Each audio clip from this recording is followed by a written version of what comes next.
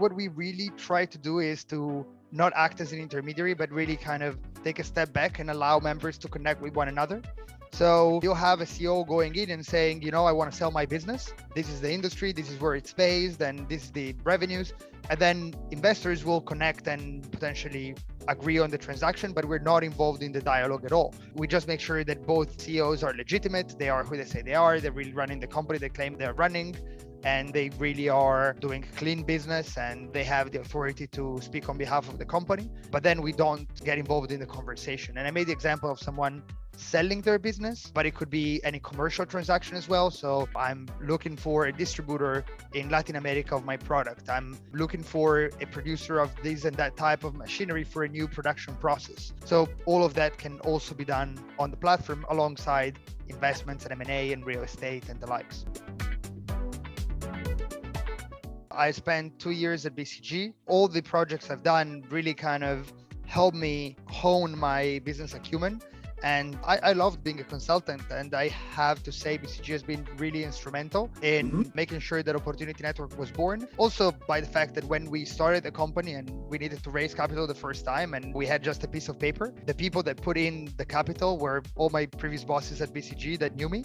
And so we owe them quite a lot of capital. And when the business grew, actually, we had an investment from BCG as the global corporation. So the same holding company that owns all the countries of BCG also made an investment into Opportunity Network. And when it comes to external shareholders beyond founders, they are among our largest shareholders. They hold a board seat with us and we have a partnership with them where they help us distribute access to the platform as well. So it is a very, very deep relationship that we maintained over the years.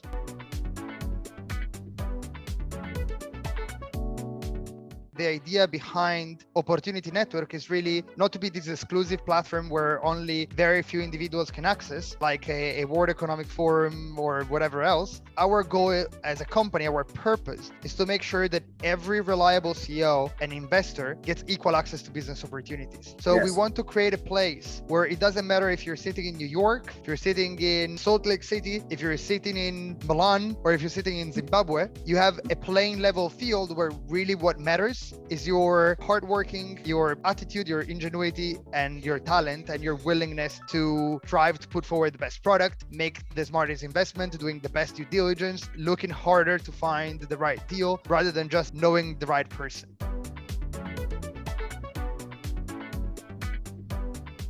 We do see quite a lot happening in crypto, but we see both bulls and bears. So from that standpoint, there has been a time where crypto was like this huge ballistic trend on our platform and everyone was looking to put money into it. And if there was one bear, it was in a corner crying and being thrown garbage cans at. But today you see a market that is way more balanced and disciplined. So from what we can say, it looks like the initial euphoria may be gone, but despite that turned into a clear crash in valuation, it's early to say whether that is a bad thing, because it looks people have probably a slightly more rational and business-minded approach to it.